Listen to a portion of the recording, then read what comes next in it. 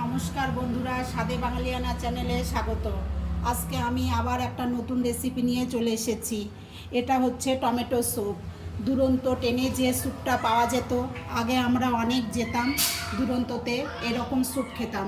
যদিও এখন পাওয়া যায় না, সেইটাই আমি বাড়িতে চেষ্টা করলাম যে টেনের মতন হয় কি না।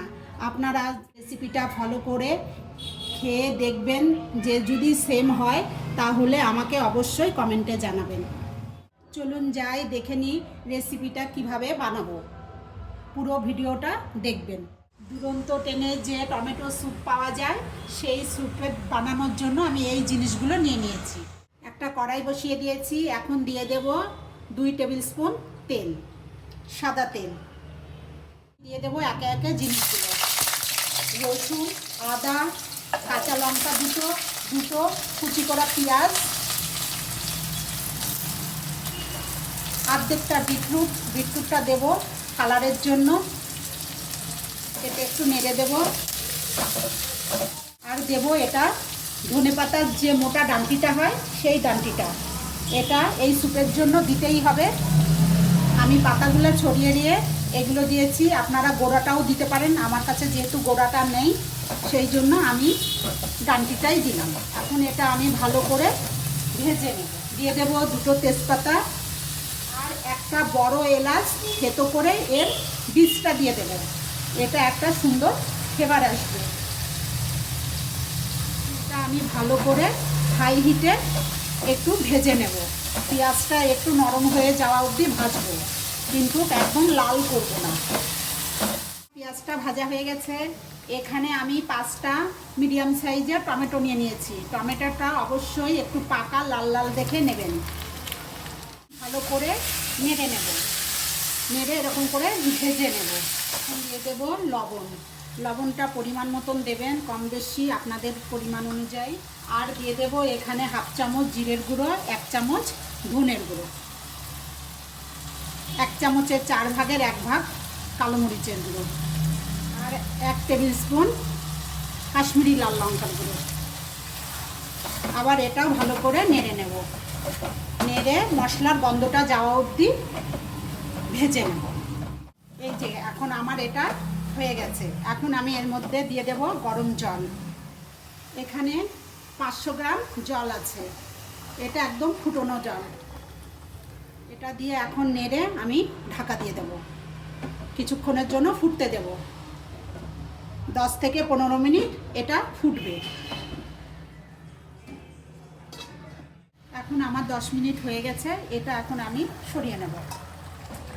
এটা একদম আমার হয়ে গেছে। এখন এটা আমি ঠান্ডা করতে দেব।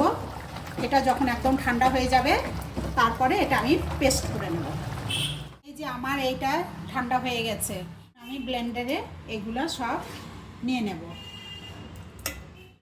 আর যে গোটা তেজপাতাটা আছে, ওটা আমি ফেলে দেব। এখন এটা আমি আটকিয়ে পেস্ট করে নেব। এখানে একটা প্যান নিয়ে নিয়েছি, তার মধ্যে একটা ছাঁকনি বসিয়ে দিয়েছি। এখন এই স্যুপটা ছেঁকে নেব।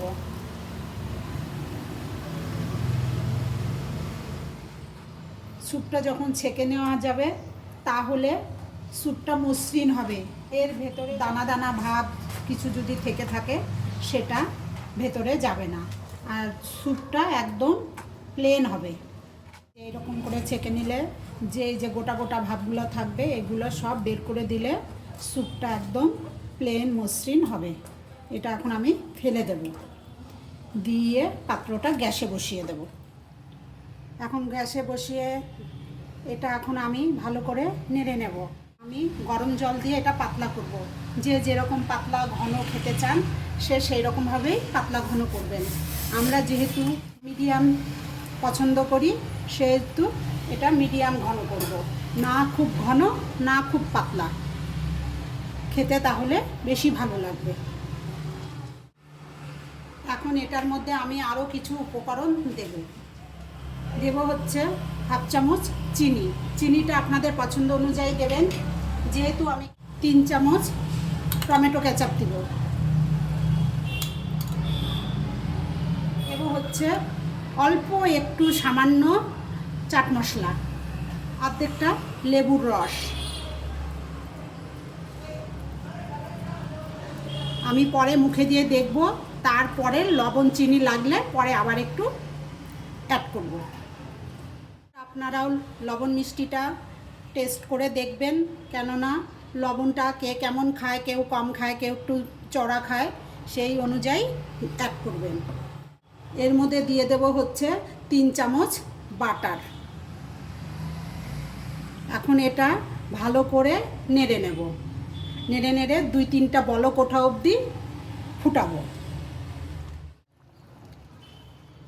এই যে এই রকম স্যুপটা এরকম হবে। আমরা এরকম খেতেই বেশি ভালোবাসি। বেশি ঘন হলে ভালো লাগে না, আবার বেশি পাতলা হলেও ভালো লাগে না।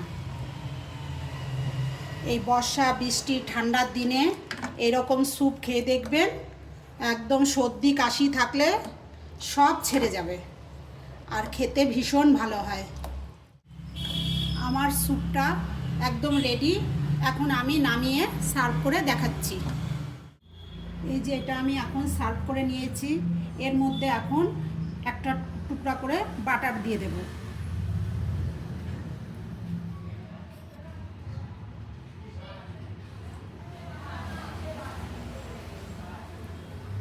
এই যে দেখুন, এটা আমার সার্ভ করা হয়ে গেছে। এই স্যুপটা খেতে হয় বাটার ব্রেড বা ব্রেড স্টিক দিয়ে। এটা খেতে ভীষণ ভালো লাগে শীতের দিনে, ঠান্ডার দিনে, তারপরে হচ্ছে বর্ষার দিনে।